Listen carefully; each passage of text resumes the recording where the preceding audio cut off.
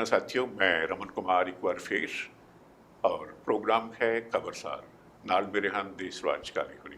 ਕਾਲੀ ਜੀ ਆਇਆਂ ਨੂੰ ਮਿਹਰਬਾਨੀ ਜੀ। ਸੋ ਅੱਜ ਦੇਖਦੇ ਹਾਂ ਖਬਰਾਂ ਦੇ ਸਾਥ ਦੇ ਵਿੱਚ ਤੁਸੀਂ ਗੱਲ ਨੂੰ ਕਿੱਥੋਂ ਤੱਕ ਦਰਸ਼ਕਾਂ ਤੱਕ ਲੈ ਕੇ ਜਾਂਦੇ ਹੋ। ਔਰ ਗੱਲ ਅਸੀਂ ਇਹ ਵੀ ਕੀਤਾ ਹੈ ਇਸ ਪ੍ਰੋਗਰਾਮ 'ਚ ਤਿੰਨ ਚਾਰ ਮੁੱਦੇ ਵੀ ਪੰਜ ਡਿਸਕਸ ਕਰਦੇ ਰਹੇ ਹਾਂ। ਫਿਰ ਇਹ ਵੀ ਹੋਇਆ ਕਿ ਇੱਕ ਜਾਂ ਦੋ ਮੁੱਦੇ ਥੱਲੇ ਲਿੱਤੇ ਜਾਣ, ਜ਼ਰੂਰਤ ਪੈਂਦੀ ਹੈ ਤਾਂ ਥੋੜ੍ਹਾ ਹੋਰ ਵਿਸਥਾਰ ਕਰ ਲਿਆ ਜਾਵੇ। ਤੋ ਅੱਜ ਵੀ ਮੈਨੂੰ ਲੱਗਦਾ ਹੈ ਕਿ ਮਹਿਫਿਲ ਇਸ ਤਰ੍ਹਾਂ ਜੰਮਦੀ ਪਈ ਲੱਗਦੀ ਹੈ ਕਿ ਅਸੀਂ ਇੱਕ ਮੁੱਦੇ ਦੇ ਉੱਪਰ ਉਸ ਮੁੱਦੇ ਦਾ ਸਾਥ ਜੋ ਹੈ ਉਹ ਤੁਹਾਡੇ ਕੋਲੋਂ ਲੈਣਾ ਹੈ। ਤੇ ਥੋੜ੍ਹਾ ਜਿਹਾ ਇੱਕ ਮੁੱਦਾ ਜਿਹੜਾ ਕੈਨੇਡਾ ਦੇ ਵਿੱਚ ਜਿਹੜੇ ਦੋ ਸ਼ਖਸ ਜਿਨ੍ਹਾਂ ਨੂੰ ਨੋ ਫਲਾਈ ਲਿਸਟ ਦੇ ਵਿੱਚ ਪਾਇਆ ਹੈ ਟੈਰਰਿਸਟ ਐਕਟੀਵਿਟੀਜ਼ ਦਾ ਹਵਾਲਾ ਦੇ ਕੇ ਉਸ ਬਾਰੇ ਗੱਲ ਕਰਾਂਗੇ। ਤੋਂ ਪਹਿਲੋਂ ਜਿਵੇਂ ਕਿ ਹੋਇਆ 3 ਦਿਨ ਪਹਿਲੋਂ ਸੁਖਦੇਵ ਸਿੰਘ ਢੀਂਡਸਾ ਹੋਰੀ ਪੰਜਾਬ ਦੇ ਸੀਨੀਅਰ ਸਿਆਸਤਦਾਨ ਨੇ, ਸ਼੍ਰੋਮਣੀ ਅਕਾਲੀ ਦਲ ਦੇ ਸਕੱਤਰ ਜਨਰਲ ਰਹੇ, ਮੈਂਬਰ ਰਾਜ ਸਭਾ ਹਨ, ਬੇਟਾ ਉਹਨਾਂ ਦਾ ਪਰਮਿੰਦਰ ਢੀਂਡਸਾ ਹੋਰੀ MLA ਨੇ, ਔਰ ਸੁਖਬੀਰ ਬਾਦਲ ਹੋਰਾਂ ਦੇ ਵੇਲੇ ਵਿੱਤ ਮੰਤਰੀ ਰਹੇ ਪ੍ਰਕਾਸ਼ ਸਿੰਘ ਬਾਦਲ ਹੋਰਾਂ ਦੇ ਵੇਲੇ ਉਹ ਹੌਲੀ ਹੌਲੀ ਉਹਨਾਂ ਨੇ ਪਾਰਟੀ ਤੋਂ ਆਪਣੇ ਆਪ ਨੂੰ ਵੱਖ ਕਰ ਲਿਆ। ਦੇਰ ਹੋ ਗਈ ਹੈ ਹੁਣ ਉਸ ਗੱਲ ਚੁੱਪ ਸ਼ਾਂਤ ਵੀ ਰਹੇ ਕਾਫੀ ਦੇਰ। ਢੀਂਡਸਾ ਹੋਰੀ ਰਸਮੀ ਤੌਰ ਤੇ ਵੱਖ ਹੋ ਗਏ ਬੇਟੇ ਦੇ ਨਾਲ, ਟਕਸਾਲੀਆਂ ਦੇ ਕੋਲ ਵੀ ਜਾ ਕੇ ਬੈਠੇ ਅੰਮ੍ਰਿਤਸਰ ਦੇ ਵਿੱਚ। ਫਿਰ ਕੁਝ ਸਮਾਂ ਗੁਜ਼ਰ ਗਿਆ, ਹੁਣ ਰਸਮੀ ਤੌਰ ਤੇ ਉਹਨਾਂ ਨੇ ਆਪਣੇ ਸਾਥੀਆਂ ਸਹਿਯੋਗੀਆਂ ਨਾਲ ਲੁਧਿਆਣੇ ਮੀਟਿੰਗ ਕੀਤੀ ਹੈ ਗੁਰਦੁਆਰਾ ਮਾਡਲ ਟਾਊਨ ਦੇ ਵਿੱਚ। ਤੇ ਪਹਿਲੋਂ ਤੇ ਇਹ ਸੀ ਕਿ ਵੱਖਰੇ ਅਕਾਲੀ ਦਲ ਦਾ ਐਲਾਨ ਕੀਤਾ ਹੈ ਕਿ ਪਾਰਟੀ ਦਾ ਨਵਾਂ ਪ੍ਰਧਾਨ ਚੁਣ ਲਿਆ ਹੈ। ਕੋਈ ਲੋਕਾਂ ਨੂੰ ਗੱਲ ਸਮਝ ਨਹੀਂ ਆਈ, ਕਿਉਂਕਿ ਪਹਿਲਾਂ ਇਹੋ ਹੀ ਆਇਆ ਕਿ ਹਾਜ਼ਰੀਨ ਅਕਾਲੀਆਂ ਨੇ ਸੁਖਦੇਵ ਸਿੰਘ ਢੀਂਡਸਾ ਹੋਰਾਂ ਨੂੰ ਅਕਾਲੀ ਦਲ ਦਾ ਨਵਾਂ ਪ੍ਰਧਾਨ ਚੁਣ ਲਿਆ ਤੇ ਉਧਰੋਂ ਨਾਲ ਫਿਰ ਵਿਰੋਧਤਾ ਸ਼ੁਰੂ ਹੋ ਗਈ ਅਕਾਲੀ ਦਲ ਵੱਲੋਂ। ਇਹ ਜਿਹੜਾ ਇੱਕ ਨਵੀਂ ਡਿਵੈਲਪਮੈਂਟ ਹੈ ਪੰਜਾਬ ਦੀ ਸਿਆਸਤ ਦੇ ਵਿੱਚ, ਇਸ ਬਾਰੇ ਕੁਝ ਬਿਆਨ ਕਰੋ। ਕਿਹਾ ਕਿ ਉਹ ਨਵਾਂ ਅਕਾਲੀ ਦਲ ਦਾ ਪ੍ਰਧਾਨ ਚੁਣ ਲਿਆ ਹੈ, ਆਇਆ ਉਸੇ ਅਕਾਲੀ ਦਲ ਦਾ ਚੁਣ ਲਿਆ ਹੈ, ਆਇਆ ਪੋਲੀਟੀਕਲ ਪਾਰਟੀ ਉਹਨਾਂ ਨੇ ਬਣਾਈ ਹੈ, ਕਿਉਂਕਿ ਪਹਿਲਾਂ ਖਬਰ ਆਈ ਸੀ ਕਿ ਪਾਰਟੀ ਦਾ ਨਵਾਂ ਪ੍ਰਧਾਨ ਚੁਣ ਲਿਆ, ਜਿਸ ਕਰਕੇ ਅਕਾਲੀ ਦਲ ਵੱਲੋਂ ਵਿਰੋਧ ਹੋ ਗਿਆ। ਪਰ ਇਹ ਵੀ ਖਬਰ ਆਈ ਸੀ ਕਿ ਉਹਨਾਂ ਨੇ ਆਪਣੀ ਪਾਰਟੀ ਨਵੀਂ ਪਾਰਟੀ ਬਣਾਈ ਹੈ ਜਿਹੜੀ ਹੈ, ਔਰ ਉਹਦਾ ਨਾਂ ਉਹਨਾਂ ਨੇ ਸ਼੍ਰੋਮਣੀ ਅਕਾਲੀ ਦਲ ਹੀ ਰੱਖਿਆ ਹੈ, ਜਿਹਦੇ ਉੱਤੇ ਸਾਡੇ ਅਕਾਲੀ ਦਲ ਦੇ ਸੀਨੀਅਰ ਆਗੂ, ਕਿਉਂਕਿ ਸ਼੍ਰੋਮਣੀ ਅਕਾਲੀ ਦਲ ਆਲਰੇਡੀ ਐਗਜ਼ਿਸਟ ਕਰ ਰਿਹਾ ਹੈ, ਫਿਰ ਸਵਾਲ ਪੈਦਾ ਹੋ ਗਿਆ ਸੀ ਕਿ ਭਾਈ ਤੁਸੀਂ ਕਿੱਦਾਂ ਉਹਦੇ ਨਾਂ 'ਤੇ ਰੱਖ ਸਕਦੇ ਹੋ। ਦਲਜੀਤ ਸਿੰਘ ਚੀਮਾ ਹੋਣੀ, ਡਾਕਟਰ ਦਲਜੀਤ ਸਿੰਘ ਚੀਮਾ ਹੋਰੀ ਜਿਹੜੇ ਸ਼੍ਰੋਮਣੀ ਅਕਾਲੀ ਦਲ ਦੇ ਆਗੂ ਨੇ, ਉਹਨਾਂ ਨੇ ਕਿਹਾ ਸੀ ਕਿ ਇਹ ਗੈਰ ਕਾਨੂੰਨੀ ਵੀ ਹੈ ਔਰ ਇੱਕ ਕਿਸਮ ਦਾ ਫਰਾਡ ਵੀ ਹੈ। ਫਰਾਡ ਐਂਡ ਇਲੀਗਲ, ਦੋ ਲਫ਼ਜ਼ ਇਲੀਗਲ ਵੀ ਸੁਖਬੀਰ ਹੋਰਾਂ ਨੇ ਵੀ ਸੇਮ ਲਫ਼ਜ਼ ਉਹਨਾਂ ਨੇ ਸੇਮ ਲਫ਼ਜ਼ ਵਰਤੇ। ਤਾਂ ਵਿੱਚੋਂ ਢੀਂਡਸਾ ਹੋਣਾ ਵੱਲੋਂ ਜਾਂ ਉਹਨਾਂ ਦੀ ਪਾਰਟੀ ਜਿਹੜੀ ਉਹਨਾਂ ਨੇ ਨਵੀਂ ਗਠਿਤ ਕੀਤੀ ਹੈ ਉਹਦੇ ਵੱਲੋਂ ਇਹ ਵੀ ਆ ਗਿਆ ਕਿ ਜੇ ਸਾਨੂੰ ਇਸ ਤਰੀਕੇ ਦਾ ਕੋਈ ਕਾਨੂੰਨੀ ਚਾਰਾਜੋਈ ਕਰਨੀ ਪਈ, ਇਸ ਮਾਮਲੇ 'ਚ ਕਾਨੂੰਨੀ ਨੋਟਿਸ ਕੋ ਮਿਲਿਆ, ਤਾਂ ਅਸੀਂ ਹੋ ਸਕਦਾ ਨਾਲ ਸ਼ਬਦ ਬ੍ਰੈਕਟ 'ਚ ਡੈਮੋਕ੍ਰੈਟਿਕ ਕੁਝ ਪਾ ਲਈਏ, ਜਿੱਦਾਂ ਅਕਾਲੀ ਦਲ 1920 ਹੈ ਟਕਸਾਲੀ ਕਰ ਲਿਆ, 4 ਅਕਾਲੀ ਦਲ ਪਹਿਲਾਂ ਬਣ ਚੁੱਕੇ ਨੇ। ਪਰ ਮੈਂ ਕੱਲ੍ਹ ਜਿਸ ਵੇਲੇ ਉਹ ਅੰਮ੍ਰਿਤਸਰ ਗਏ ਨੇ, ਇਕੱਲੇ ਅਕਾਲੀ ਲੀਡਰਸ਼ਿਪ ਨੂੰ ਮਿਲੇ ਨੇ, ਹਰਿਮੰਦਰ ਸਾਹਿਬ ਵੀ ਨਤਮਸਤਕ ਹੋਏ ਨੇ ਉਹ, ਤਾਂ ਉਹਨਾਂ ਨੇ ਜਿਹੜਾ ਬਿਆਨ ਪ੍ਰੈਸ ਨੂੰ ਦਿੱਤਾ ਹੈ ਮੈਂ ਉਹਦੇ 'ਤੇ ਬੜਾ ਹੈਰਾਨ ਹੋਇਆ। ਉਹ ਕਹਿੰਦੇ ਜੀ ਕਿ ਅਸੀਂ ਉਹ ਵੀ ਕਨਫਿਊਜ਼ ਕਰਨ ਵਾਲਾ ਹੀ, ਉਹ ਕਹਿੰਦੇ ਜੀ ਕਿ ਅਸੀਂ ਜਿਹੜੇ ਪਰਿਵਾਰ ਦੇ ਧੱਕੇ ਚੜ ਚੁੱਕੀ SGPC ਹੈ, ਅਕਾਲ ਤਖ਼ਤ ਦਾ ਮਾਮਲਾ ਹੈ, ਹੋਰ ਅਕਾਲੀ ਦਲ ਦਾ ਉਹ ਸਾਰੀਆਂ ਸੰਸਥਾਵਾਂ ਦੇ ਨਾਲ ਅਕਾਲੀ ਦਲ ਦੇ ਵਿੱਚ ਜਮਹੂਰੀਅਤ ਬਹਾਲ ਅਸੀਂ ਕਰਵਾਵਾਂਗੇ। ਔਰ ਇਹ ਆਖ ਰਹੇ ਨੇ ਕਿ ਅਸੀਂ ਜਿਹੜੀ ਤੁਸੀਂ 3 ਨਾਂ ਲਏ ਨੇ ਅਦਾਰਿਆਂ ਦੇ, ਸਰਵਉੱਚ ਜਿਹੜੀ ਹੈ ਕਿ ਸਿੱਖਾਂ ਦੀ ਧਾਰਮਿਕ ਪਲੇਟਫਾਰਮ ਹੈ ਸ਼੍ਰੀ ਅਕਾਲ ਤਖ਼ਤ ਸਾਹਿਬ, ਸ਼੍ਰੋਮਣੀ ਅਕਾਲੀ ਦਲ, ਸ਼੍ਰੋਮਣੀ ਗੁਰਦੁਆਰਾ ਪ੍ਰਬੰਧਕ ਕਮੇਟੀ, ਇਹਨਾਂ ਅਦਾਰਿਆਂ ਨੂੰ ਅਸੀਂ ਬਾਦਲ ਪਰਿਵਾਰ ਦੇ ਕਬਜ਼ੇ ਤੋਂ ਮੁਕਤ ਕਰਵਾ ਕੇ ਇਸ ਨੂੰ ਇਸ ਦੀਆਂ ਮੁੱਢਲੀਆਂ ਲੀਹਾਂ ਤੇ ਲੈ ਕੇ ਆਵਾਂਗੇ। ਹੁਣ ਸੰਕਟ ਇਹ ਹੈ ਭਾਈ, ਜੇ ਤੁਸੀਂ ਉਹ ਮੁਕਤ ਕਰਾਉਣੇ ਆ ਤਾਂ ਉਹ ਵਿਦਿਨ ਪਾਰਟੀ ਘੋਲ ਲੜਿਆ ਜਾ ਸਕਦਾ ਹੈ। ਤੁਸੀਂ ਬਾਹਰੋਂ ਰਹਿ ਕੇ ਫਿਰ ਤੁਸੀਂ ਪਾਰਟੀ ਦਾ ਐਲਾਨ ਕੀਤਾ ਹੈ ਜਾਂ ਨਹੀਂ ਕੀਤਾ ਹੈ, ਉਹ ਫਿਰ ਸਵਾਲ ਦੇ ਘੇਰੇ ਦੇ ਵਿੱਚ ਆ ਗਿਆ ਹੈ ਨਾ। ਔਰ ਮੈਂ ਹੈਰਾਨ, ਔਰ ਸੈਕੰਡ ਮੇਰੇ ਮਨ ਦੇ ਵਿੱਚ ਜਿਹੜਾ ਸਵਾਲ ਆਉਂਦਾ ਹੈ ਢੀਂਡਸਾ ਹੋਰਾਂ ਮਤਲਬ ਵੱਡੀਆਂ ਸ਼ਖਸੀਅਤਾਂ ਨੇ ਪੰਜਾਬ ਦੇ ਵਿੱਚ, ਵੱਡੇ ਕਦਾਵਰ ਨਾਮ ਨੇ, ਅਸੀਂ ਇਸ ਤਰੀਕੇ ਦੇ ਨਾਲ ਨਹੀਂ ਦੇਖ ਸਕਦੇ, ਪਰ ਭਾਈ ਜਦੋਂ ਤੱਕ ਤਾਂ ਤੁਸੀਂ ਸੱਤਾ 'ਚੋਂ ਉਦੋਂ ਤੱਕ ਤਾਂ ਤੁਸੀਂ ਰਾਜ ਸਭਾ ਮੈਂਬਰ ਵੀ ਬਣੇ ਰਹਿਣਾ ਹੈ, ਤੁਸੀਂ ਸਿਕਿਉਰਿਟੀ ਵੀ ਤੁਹਾਡੇ ਪਾਇਲਟਾਂ ਅੱਗੇ ਪਿੱਛੇ ਲੱਗੀਆਂ ਰਹਿਣੀਆਂ ਚਾਹੀਦੀਆਂ, ਤੁਸੀਂ ਪੁੱਤ ਨੂੰ ਵਿੱਤ ਮੰਤਰੀ ਵੀ ਬਣਵਾ ਲੈਣਾ। ਉਦੋਂ ਤੱਕ ਜਿਹੜੀ ਉਹ ਡੈਮੋਕ੍ਰੇਸੀ ਹੈਗੀ ਹੈ ਪਾਰਟੀ ਦੇ ਵਿੱਚ। ਤੇ ਜੇ ਪਾਰਟੀ ਨੂੰ ਕਿਤੇ ਸੈਟਬੈਕ ਲੱਗ ਗਈ, ਹਾਰ ਗਈ, ਉਹਦੀ ਰੀਜ਼ਨਿੰਗਸ ਦੇ ਵਿੱਚ ਮੈਂ ਨਾ ਵੀ ਜਾਵਾਂ, ਅਸੀਂ ਸਾਰੇ ਜਾਣਦੇ ਹਾਂ, ਹਾਰ ਗਏ, ਡਿੱਗ ਪਏ, ਤਾਂ ਤੁਸੀਂ ਸਾਰੇ ਦੇ ਸਾਰੇ ਕੀ ਟਕਸਾਲੀ ਆਗੂ ਜਿਹੜੇ ਕਹਿੰਦੇ ਜੀ ਸਾਡੀ ਪੁੱਛ ਪ੍ਰਤੀਤ ਨਹੀਂ ਹੋਈ, ਸਾਡੇ ਕੋਲੋਂ ਰਹਿਨਮਾਈ ਨਹੀਂ ਲਈ ਗਈ, ਸਾਡੀ ਸੁਣਵਾਈ ਨਹੀਂ ਹੁੰਦੀ। ਕੀ ਸੇਵਾ ਸਿੰਘ ਸੇਖਵਾਂ ਨੇ ਆਪਣੇ ਪਰਿਵਾਰ ਸੈੱਟ ਨਹੀਂ ਕੀਤੇ, ਆਪਣੇ ਧੀਆਂ ਜਵਾਈਆਂ ਤੋਂ ਲੈ ਕੇ ਪੁੱਤਾਂ ਤੱਕ? ਕੀ ਬ੍ਰਹਮਪੁਰਾ ਹੋਰਾਂ ਨੇ ਨਹੀਂ ਕੀਤਾ? ਜਿੰਨੇ ਟਕਸਾਲੀ ਆਗੂ ਨੇ, ਸੁਖਦੇਵ ਸਿੰਘ ਢੀਂਡਸਾ ਸਮੇਤ, ਉਸ ਵੇਲੇ ਸਾਰੇ ਸੁੱਖ ਇਹਨਾਂ ਨੇ ਲਏ, ਉਸ ਵੇਲੇ ਸਾਰੀਆਂ ਚੇਅਰਮੈਨੀਆਂ ਲਈਆਂ। ਗੱਲ ਦੇਖਣ ਦੀ ਹੈ ਕਿ ਬਈ ਜਦੋਂ ਤਾਂ ਇੱਕ ਦੇ ਬਾਅਦ ਦੂਜੀ ਵਾਰ ਕੰਟੀਨਿਊਟੀ ਲਗਾਤਾਰਤਾ ਦੇ ਵਿੱਚ ਸਰਕਾਰ ਬਣਦੀ ਅਕਾਲੀਆਂ ਦੀ 10 ਸਾਲ, ਤਾਂ ਉਦੋਂ ਪਾਰਟੀ 'ਚ ਡੈਮੋਕ੍ਰੈਟਿਕ ਸਿਸਟਮ ਹੈਗਾ, ਉਦੋਂ ਸਾਰਾ ਕੁਝ ਠੀਕ ਹੈ, ਬਿਲਕੁਲ ਠੀਕ ਹੈ। ਜਦੋਂ ਪਾਰਟੀ ਦੁਬਾਰਾ ਸੱਤਾ ਵਿੱਚ ਨਹੀਂ ਆਉਂਦੀ ਤਾਂ ਅਨਐਕਸਪੈਕਟਡਲੀ ਕਾਂਗਰਸ ਦੀ ਸਰਕਾਰ ਬਣ ਜਾਂਦੀ ਹੈ। ਸ਼ਾਇਦ ਅਕਾਲੀਆਂ ਦਾ ਬੜਾ ਜ਼ੋਰ ਲੱਗ ਗਿਆ ਕਿਤੇ ਆਪ ਵਾਲੇ ਨਾ ਜਾਣ ਭਰਾਵਾ, ਉਹ ਕਾਂਗਰਸ ਨੂੰ ਲਿਆਉਣ, ਉਹਨਾਂ ਨੇ ਸਾਡਾ ਰਹਿਣ ਕੱਖ ਨਹੀਂ ਦੇਣਾ। ਯੈਸ ਯੈਸ, ਜਿੰਨੇ ਕਪਲਿਆਂ ਦੀ ਗੱਲਾਂ, ਜਿੰਨੀਆਂ ਸਾਜ਼ਿਸ਼ਾਂ ਦੀਆਂ ਗੱਲਾਂ, ਜਿੰਨੀਆਂ ਭ੍ਰਿਸ਼ਟਾਚਾਰ ਦੀਆਂ ਗੱਲਾਂ, ਔਰ ਜਿੰਨੇ ਅਗਰੈਸਿਵ ਮੂਡ ਦੇ ਵਿੱਚ ਪੰਜਾਬੀ ਨਜ਼ਰ ਆ ਰਿਹਾ ਸੀ ਆਮ ਆਦਮੀ ਪਾਰਟੀ ਨੂੰ ਲੈ ਕੇ ਆਉਣ ਦੇ, ਕਿਤੇ ਦੋਹਾਂ ਗੱਲੋਂ ਮੁਕਤੀ ਪਾਉਣਾ ਚਾਹੁੰਦਾ ਸੀ। ਲੇਕਿਨ ਤੀਸਰੇ ਬਦਲ ਦੀ ਗੱਲ, ਲੋਕ ਕਾਮਯਾਬ ਨਹੀਂ ਹੋਏ, ਸਿਆਸਤ ਕਾਮਯਾਬ ਹੋਈ, ਸਿਆਸਤਦਾਨ ਪੁਰਾਣੇ ਕਾਮਯਾਬ ਹੋਏ। ਇਹ ਲੋਕ ਕਿਵੇਂ ਮਿਲ ਕੇ ਗੇਮ ਖੇਡਦੇ ਨੇ ਕਿ ਇਸ ਤਰੀਕੇ ਦੇ ਨਾਲ ਕਿਹਨੂੰ ਠਿੱਬੀ ਲਾਉਣੀ ਆ, ਕਿਹਨੂੰ ਉਹਦੇ ਵਿੱਚ ਫੇਰ ਸਟੇਟ ਦੇ ਹਿੱਤ ਨਹੀਂ ਰੱਖਦੇ, ਫਿਰ ਉਹ ਆਪਣੇ ਪਾਰਟੀਆਂ ਦੇ ਹਿੱਤ ਵੀ ਨਹੀਂ ਰੱਖਦੇ, ਫਿਰ ਉਹ ਸਿਰਫ ਤੇ ਸਿਰਫ ਨਿੱਜੀ ਹਿੱਤ ਰੱਖਦੇ ਨੇ ਕਿ ਭਾਈ ਸਾਡੇ ਪਰਿਵਾਰਾਂ ਦਾ ਕਬਜ਼ਾ ਰਹੇ, ਸਾਡਾ ਕਬਜ਼ਾ ਰਹੇ, ਅਸੀਂ ਮੁੱਖ ਮੰਤਰੀ ਵੀ, ਅਸੀਂ ਉਪ ਮੁੱਖ ਮੰਤਰੀ ਵੀ, ਅਸੀਂ ਫਾਈਨਾਂਸ ਮਿਨਿਸਟਰ ਵੀ, ਬਹੁਤੀਆਂ ਮਿਨਿਸਟਰੀਆਂ ਵੀ ਸਾਡੇ ਕੋਲ।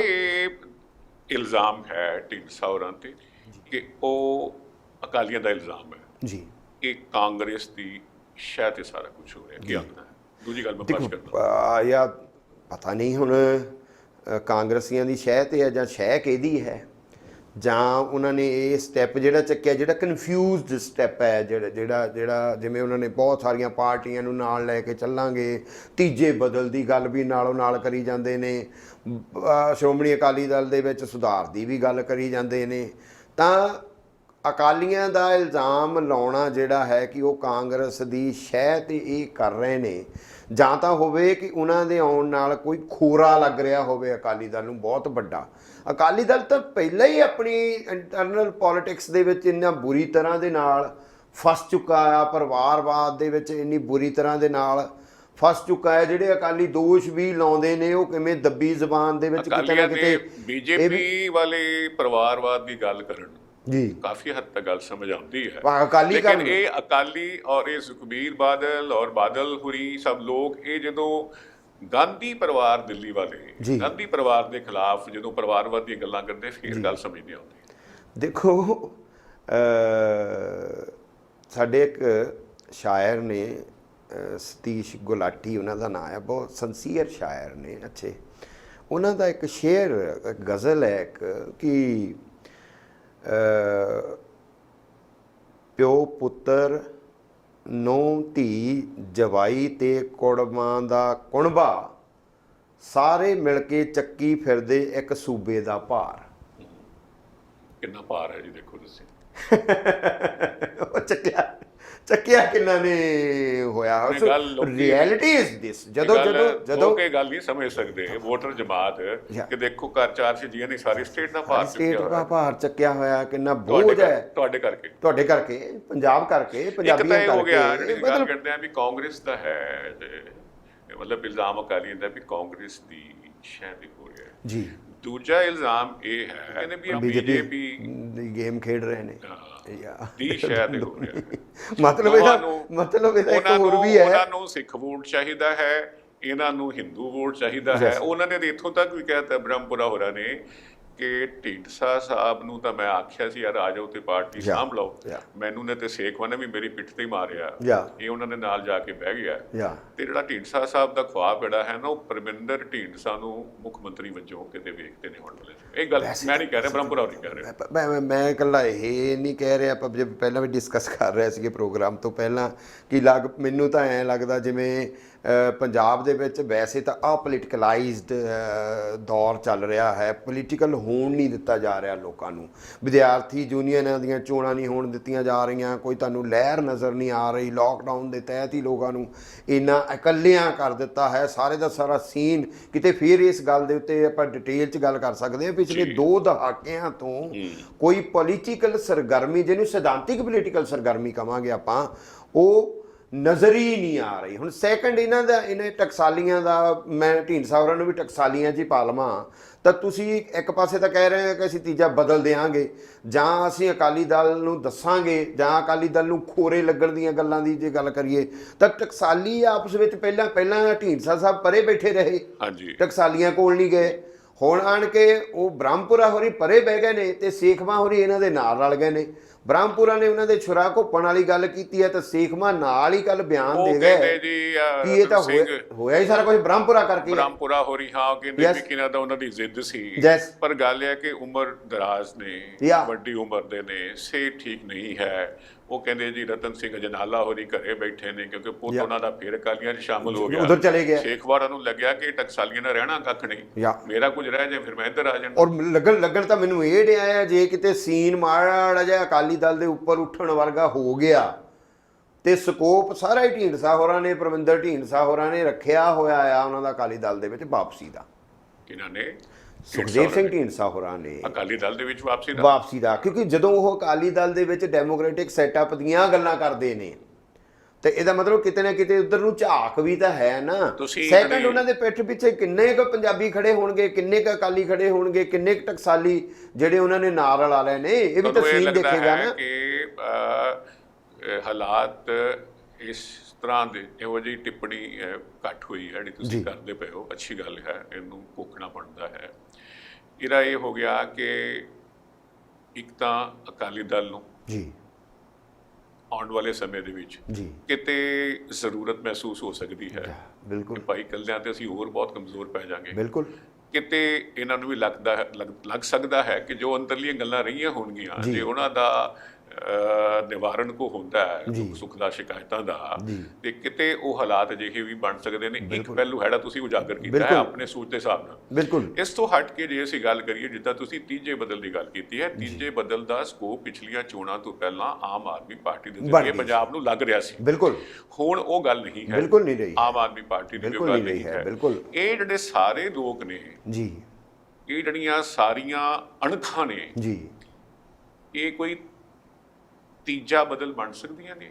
ਜਿੱਦਾਂ ਕਿਤੇ ਲੋਕ ਇਨਸਾਫ ਪਾਰਟੀ ਹੈ, ਕਿਤੇ ਖਹਿਰਾ ਹੋਰੀ ਅੱਜ ਕੱਲ ਨਰਮ ਸ਼ਾਂਤ ਨਜ਼ਰ ਆ ਰਹੇ ਨੇ। ਉਹਨਾਂ ਨੇ 1-2 ਮੋਰਚਿਆਂ ਤੇ ਜਾ ਕੇ ਵੇਖਿਆ, ਗੱਲ ਕਿਤੇ ਹੱਥ ਪੱਲੇ ਪਿਆ ਹੀ ਨਹੀਂ ਰਹੀ। ਜੋ ਬਰਗਾੜੀ ਦਾ ਮੁੱਦਾ ਸੀ ਜਾਂ ਉਹ ਜੇ ਲੋਕ ਸਭਾ ਇਲੈਕਸ਼ਨ ਸੀ ਤਾਂ ਉਹ ਸਨ, ਜਦੋਂ ਆਪੋਜੀਸ਼ਨ ਦੇ ਵਿੱਚ ਸਨ ਤਾਂ ਸਿਰਫ ਉਹੀ ਕਾਂਗਰਸ ਦਾ ਇੱਕ ਚਿਹਰਾ ਨਜ਼ਰ ਆਉਂਦਾ ਸੀ, ਰੋਜ਼ ਲੜਦੇ ਸੀ ਅਕਾਲੀ ਦਲ ਦੇ ਨਾਲ। ਉਹਨਾਂ ਨੂੰ ਮਹਿਸੂਸ ਹੋਇਆ ਕਿ ਉਹਨਾਂ ਦਾ ਕੱਦ ਬਹੁਤ ਕਿਤੇ ਇੰਨਾ ਛੋਟਾ ਨਹੀਂ ਹੈ ਜਿੰਨਾ ਮਹਿਸੂਸ ਕਾਂਗਰਸ ਕੀਤਾ ਹੈ। ਉਹ ਬਾਕੀ ਕਾਂਗਰਸ ਦੇ 30 ਲੀਡਰ ਜਿਹੜੇ ਮੰਤਰੀ ਬਣਦੇ ਨੇ ਉਹਨਾਂ ਦੇ ਬਰਾਬਰ ਨਹੀਂ, ਕਿਤੇ ਉੱਚੇ ਨੇ, ਸ਼ਾਇਦ ਉਹਨਾਂ ਨੂੰ ਉਹ ਥਾਂ ਨਹੀਂ ਮਿਲੀ, ਵੱਖਰਿਆਂ ਹੋ ਗਏ ਕਿਸੇ ਟਾਈਮ ਤੇ ਹੋਏ। ਇਹ ਸਾਰੇ ਲੋਕ ਸਣੇ, ਇਹ ਢੀਂਡਸਾ ਹੋਰੀ, ਇਹ ਲੋਕ ਇਨਸਾਫ ਪਾਰਟੀ, ਖਹਿਰਾ ਔਰ ਈਵਨ ਆਮ ਆਦਮੀ ਪਾਰਟੀ, ਕਿਉਂਕਿ ਕਿਸੇ ਕੋਲੋਂ ਨਹੀਂ ਹੋਣਾ ਇਕੱਲਿਆਂ।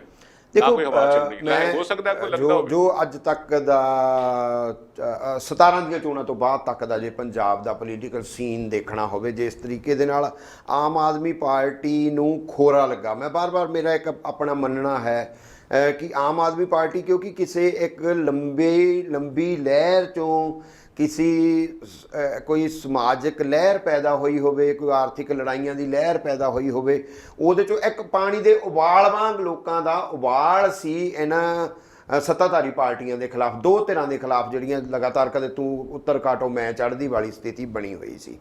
ਤਾਂ ਉਹਨਾਂ ਦਾ ਹਾਲਾਤ ਬਹੁਤ ਵਿਦਿਨ ਲੀਡਰਸ਼ਿਪ, ਉਹਨਾਂ ਕੋਲ ਕੋਈ ਕਾਮਯਾਬ ਲੀਡਰ ਮੈਨੂੰ ਨਜ਼ਰ ਨਹੀਂ ਆ ਰਿਹਾ। ਖਹਿਰਾ ਹੋਰੀ ਬਿਲਕੁਲ ਫੇਲ ਹੋ ਚੁੱਕੇ, ਬੜੀ ਵਧੀਆ ਸੀ, ਬਿਲਕੁਲ ਫੇਲ ਹੋ ਚੁੱਕੇ। ਖਹਿਰਾ ਹੋਰੀ ਬੜੀ ਵਧੀਆ ਸੀ, ਲੇਕਿਨ ਉਹਦੇ ਵਿੱਚ ਵੀ ਘੱਟੋ ਘੱਟ 5 ਤੋਂ ਲੈ ਕੇ 7 ਚਿਹਰੇ ਆਪਣੇ ਆਪ ਨੂੰ ਆਪ ਦੀ ਜਿੱਤ ਤੋਂ ਬਾਅਦ ਮੁੱਖ ਮੰਤਰੀ ਵਜੋਂ ਵੇਖ ਰਹੇ ਸੀ। ਹੁਣ ਤਾਂ 20-25 ਚਿਹਰੇ ਬਣੇ ਹੋਏ ਨੇ ਜਿਹੜੇ ਤੁਸੀਂ ਬਦਲ ਦੀ ਗੱਲ ਕਰਦੇ ਹੋ, ਸਾਰੇ ਚਿਹਰੇ ਆਪਣੇ ਆਪ ਨੂੰ ਮੁੱਖ ਮੰਤਰੀ, ਪਰ ਮੈਨੂੰ ਨਹੀਂ ਲੱਗਦਾ ਦਿੱਲੀ ਵਿੱਚ ਇਹ ਸਥਿਤੀ ਨਹੀਂ ਸੀ ਜੀ, ਬਿਲਕੁਲ ਨਹੀਂ ਸੀ ਪਤਾ ਸੀ ਕੇਜਰੀਵਾਲ ਕੀ ਹੋਏਗਾ ਬਿਲਕੁਲ। ਔਰ ਜਿਵੇਂ ਬੈਂਸ ਬ੍ਰਦਰਸ ਨੇ, ਔਰ ਗੱਲ ਬੜੀ ਕਮਾਲ ਦੀ ਸੀ ਕਿਉਂਕਿ ਇਲੈਕਸ਼ਨਸ ਤੋਂ ਪਹਿਲਾਂ ਲੋਕ ਸਭਾ ਇਲੈਕਸ਼ਨਾਂ ਹੋਈਆਂ ਸੀ ਜੀ, ਤੇ ਸਾਰੇ ਮੁਲਕ ਵਿੱਚ ਤਾਂ ਉਹ ਲੜੇ ਨੇ ਸੀ, ਉਹਨਾਂ ਨੂੰ ਪਤਾ ਸੀ ਅਸੀਂ ਲੜਨ ਜੋਗੇ ਹੈ ਵੀ ਨਹੀਂ। ਪੰਜਾਬ 'ਚ ਲੜੇ ਸੀ ਤੇ 4 ਸੀਟਾਂ ਲੋਕ ਸਭਾ ਦੀਆਂ ਲੜੀਆਂ, ਬਹੁਤ ਵੱਡੀ ਗੱਲ ਸੀ। ਔਰ ਲੋਕਾਂ ਦੇ ਹੁੰਗਾਰੇ ਦੀ ਗੱਲ ਜਿਹੜੀ ਤੁਸੀਂ ਕੀਤੀ ਹੈ, ਲੋਕਾਂ ਦਾ ਹੁੰਗਾਰਾ ਸੀ। ਨੈਸ਼ਨਲ ਪਾਰਟੀ ਕਿਤੇ ਕਮਿਊਨਿਸਟ ਪਾਰਟੀ ਸੀਪੀਐਮ ਵਰਗਿਆਂ ਵਾਸਤੇ ਵੀ ਸੀਟਾਂ ਲੈਣੀਆਂ ਨੇ, ਬਹੁਤ ਵੱਡੀ ਗੱਲ ਹੈ। ਵੱਡੀ ਗੱਲ ਸੀ। ਪਰ ਹੁਣ ਹਾਲਾਤ ਜਿਹੜੇ ਪੰਜਾਬ ਦੇ, ਤੁਹਾਡਾ ਸਵਾਲ ਹੈ, ਪੰਜਾਬ ਦੇ ਵਿੱਚ ਇਹੋ ਜਿਹਾ ਕੋਈ ਮੈਨੂੰ ਲੀਡਰਸ਼ਿਪ, ਕੋਈ ਪੋਲੀਟੀਕਲ ਪਾਰਟੀ ਅਦਰ ਦੈਨ ਇਹ ਦੋ ਰਵਾਇਤੀ ਪਾਰਟੀਆਂ ਦੇ, ਅਕਾਲੀ ਦਲ ਔਰ ਕਾਂਗਰਸ ਦੇ, ਕੋਈ ਨਜ਼ਰ ਨਹੀਂ ਆ ਰਿਹਾ ਕਿ ਕੋਈ ਗੱਠਜੋੜ। ਉਹਦਾ ਮੈਂ ਇੱਕ ਜ਼ਰੂਰ ਹਵਾਲਾ ਦੇਣਾ ਚਾਹਾਂਗਾ, ਜਿਵੇਂ ਮੈਂ ਪਹਿਲਾਂ ਜੇ ਕਿਹਾ ਵੀ ਸੁਖਦੇਵ ਸਿੰਘ ਢੀਂਡਸਾ ਹੋਰੀ ਸਕੋਪ ਛੱਡਿਆ ਹੋਇਆ ਹੈ ਅਕਾਲੀ ਦਲ 'ਚ ਜਾਣ ਦਾ, ਤਾਂ ਮੈਂ ਪਿਛਲੇ ਦਿਨਾਂ ਦੇ ਵਿੱਚ ਇੱਕ ਨਾ ਬੜੀ ਵੱਡਾ ਬਦਲਾਅ ਦੀ ਕਨਸੋ ਮੈਨੂੰ ਆਈ, ਫੀਲਿੰਗ ਆਈ, ਕਿਉਂਕਿ ਸੁਖਬੀਰ ਬਾਦਲ ਹੋਰਾਂ ਨੇ ਇੱਕ ਲੈਟਰ ਪ੍ਰਧਾਨ ਮੰਤਰੀ ਦੇ ਨਾਮ ਤੇ ਲਿਖਿਆ, ਉਹ ਜਿਹਦੇ ਵਿੱਚ ਉਹਨਾਂ ਨੇ ਭਾਜਪਾ ਦੀ ਉਹ ਜਿਹੜਾ ਬਿਜਲੀ ਸੋਧ ਬਿੱਲ 2020 ਲਿਆ ਰਹੇ ਨੇ ਉਹਦੀ ਵਿਰੋਧਤਾ ਉਹਨਾਂ ਨੇ ਕੀਤੀ, ਉਹਦਾ ਵਿਰੋਧ ਜਤਾਇਆ ਹੈ ਔਰ ਗਵਰਨਮੈਂਟ ਨੂੰ ਰਿਕੁਐਸਟ ਕੀਤੀ ਹੈ, ਜਾਂ ਕਹੋ ਉਹਨਾਂ ਨੂੰ ਤਾੜਨਾ ਵੀ ਕੀਤੀ ਹੈ ਵਿੱਚ, ਜੇ ਉਹਨਾਂ ਦਾ ਬਿਆਨ ਜਿਸ ਤਰੀਕੇ ਦਾ ਜੋ ਲੈਟਰ ਹੈ।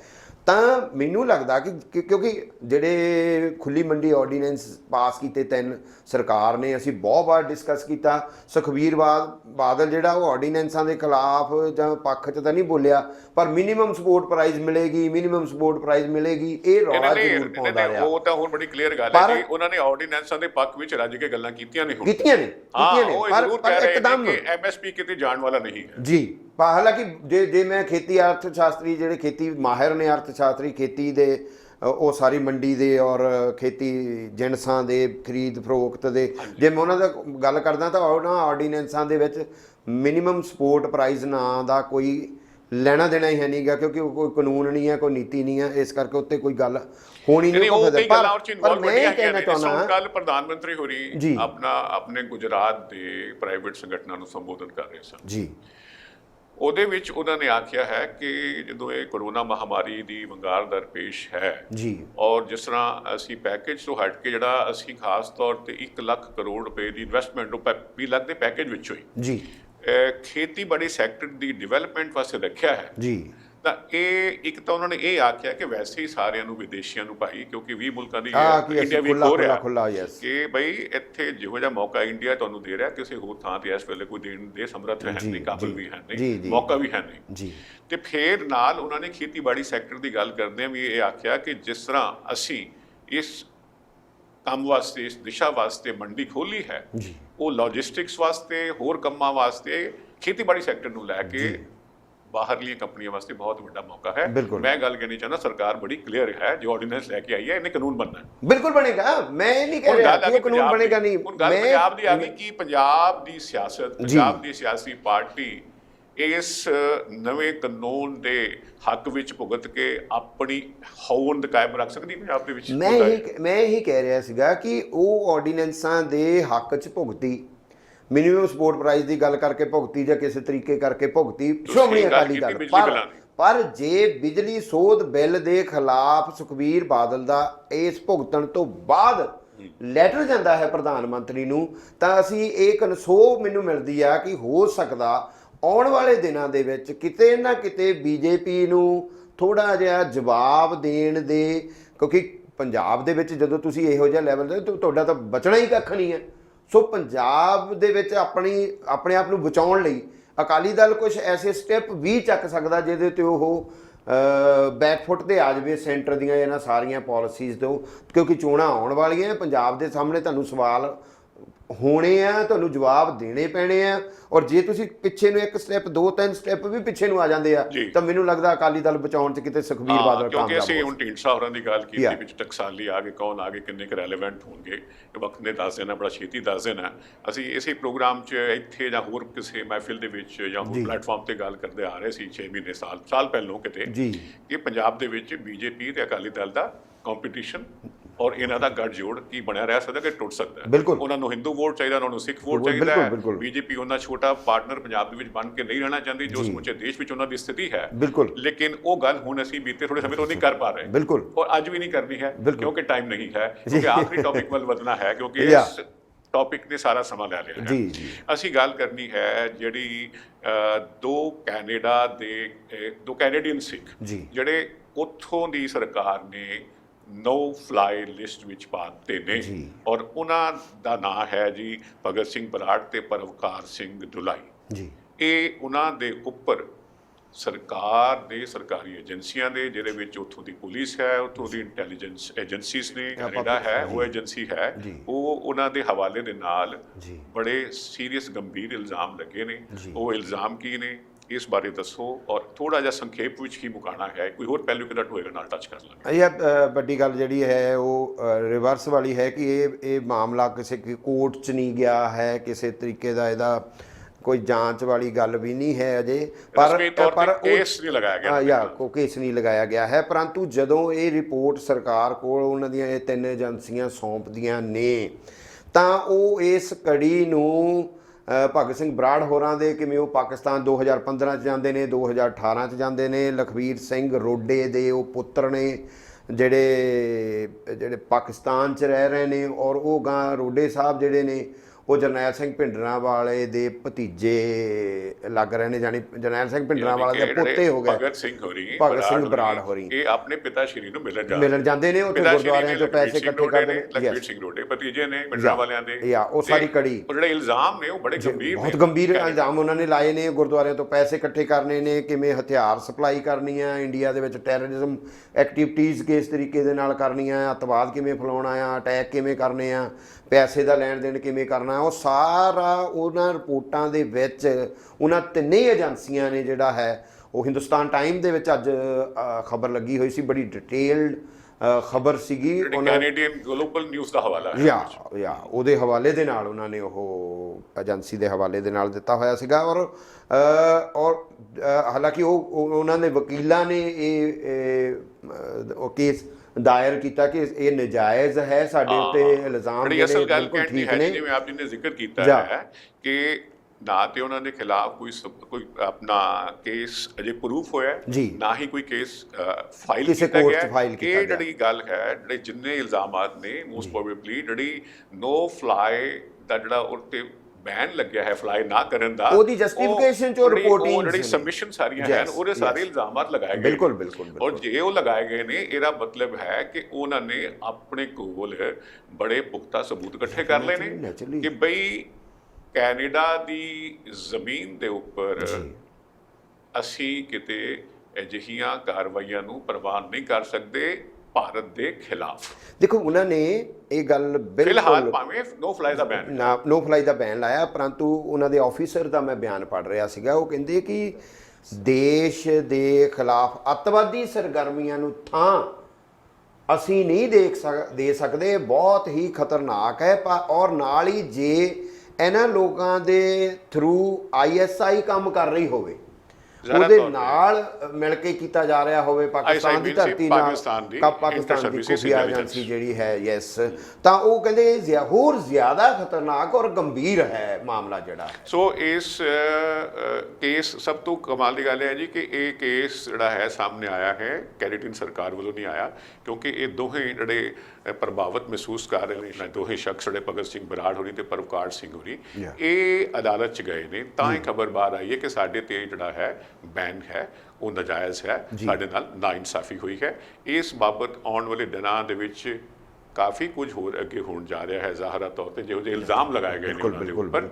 ਤੋ ਹੁਣ ਅਸੀਂ ਸਿਰਫ ਔਰ ਸਿਰਫ ਐਂਡ ਵਿੱਚ ਆਪ ਜੀ ਦਾ ਸ਼ੁਕਰੀਆ ਅਦਾ ਕਰਨਾ ਹੈ। ਸਮਾਂ ਬਹੁਤ ਜ਼ਿਆਦਾ ਹੋ ਗਿਆ, ਨਾ ਨਿਕਲ ਗਏ ਅਸੀਂ ਹੱਦ ਤੋਂ। ਸ਼ੁਕਰੀਆ ਆਪ ਜੀ ਦਾ।